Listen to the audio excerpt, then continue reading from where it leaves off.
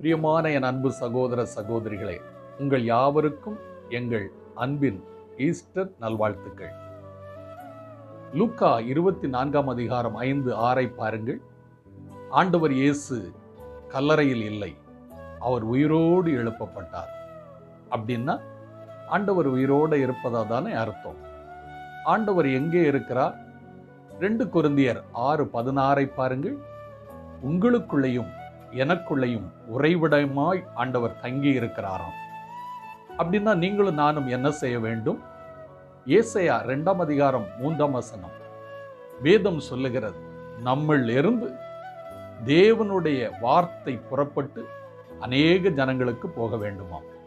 உயிர்த்தெழுந்த ஆண்டவர் இயேசு சொன்னார், அநேகரை சீசராக்குங்கள் என்று. நீங்களும் நானும் இந்த உயிர்ப்பின் நாளில் உயிரோடு இருக்கும் இயேசு நமக்குள் உலாவுகிறார். அவர் பேசிய வார்த்தைகளை அநேகருக்கு அறிவித்து இந்த நற்செய்தியை, ஈஸ்டர் பெருவிழாவை நாம் ஒவ்வொருவருக்கும் அறிவிப்போம். எனவே இந்த ஈஸ்டர் நன்னாளில் நாம் ஆண்டவரை அறிவிக்க ஆயத்தமாவோம். God plus.